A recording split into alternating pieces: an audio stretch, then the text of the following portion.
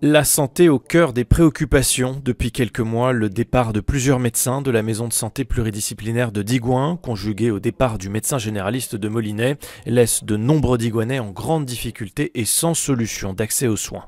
C'est vrai que la situation elle était déjà tendue pour le départ de notre consoeur Dr Guillot, mais avec le départ de Dr Fombarlet, c'est vrai que c'est beaucoup plus tendu qu'avant. Donc voilà, la réaction c'est de mettre un peu plus de créneaux d'urgence, plus de ce qu'on avait déjà. Et maintenant on est en train de travailler avec nos confrères de centre départemental de santé pour mettre en place des créneaux supplémentaires précisément pour soulager cette tension actuelle. Renforcement au centre départemental de santé, implication des professionnels de santé et des pharmaciens, élus et collectivités restent mobilisés pour faire face à cette problématique. Cette situation de crise que nous avions déjà connue à Digoin en 2015 amplifie l'inquiétude légitime des patients, voire leur colère.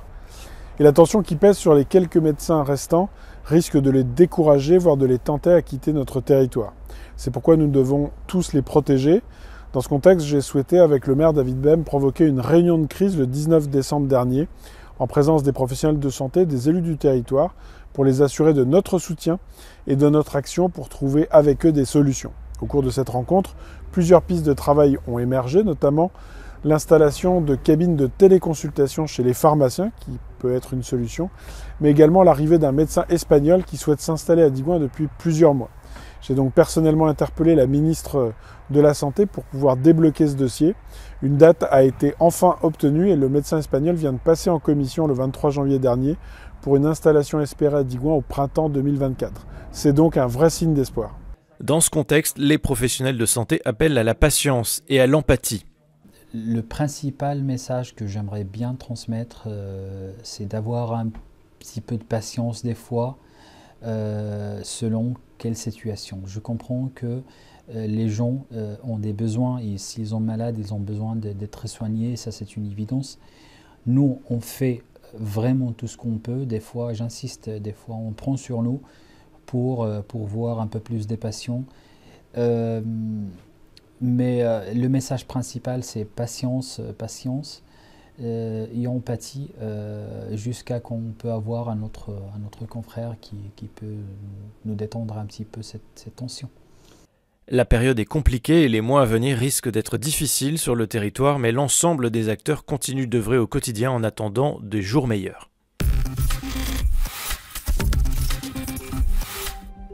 Le repas des aînés, c'est ce week-end, grâce à l'implication sans faille des bénévoles, des élus et des services municipaux depuis plusieurs semaines. Ce sont près de 320 seniors digouanais qui sont attendus ce dimanche à la salle des fêtes. Offert par la ville de Digoin, ce moment de convivialité s'inscrit pleinement dans une démarche de solidarité dans laquelle la municipalité est pleinement engagée. Que ce soit en cuisine, en salle ou au vestiaire, élus et bénévoles seront mobilisés pour que ce moment soit une belle journée pour nos aînés. La BD sera dans tous ses états au mois de février. En partenariat avec le service culturel, la bibliothèque municipale organise ces prochaines semaines plusieurs temps forts autour de la bande dessinée. Expositions artistiques, conférences, BD concerts, ateliers dessin, un ensemble d'événements pour vous faire voyager autour du 9e art. Le programme complet est à découvrir sur notre site internet digoin.fr, rubrique Agenda. Quelques images de la cérémonie des vœux qui s'est tenue fin décembre pour terminer ce flash. Vous étiez plus de 250 personnes à participer à cet événement traditionnel organisé par la municipalité. Après une ouverture en musique par l'Harmonie de Digoin, le maire David Bem et le sénateur Fabien Genet ont évoqué l'année écoulée à Digoin, mais aussi les nombreux projets pour 2024. Les temps forts de cette cérémonie sont consultables dès à présent sur digoin.fr et début de semaine prochaine dans votre bulletin municipal Reflet, distribué dans vos boîtes aux lettres. Et parce qu'il n'est pas encore trop tard, la ville de Digoin et l'ensemble des membres du conseil municipal vous souhaitent une excellente année 2024.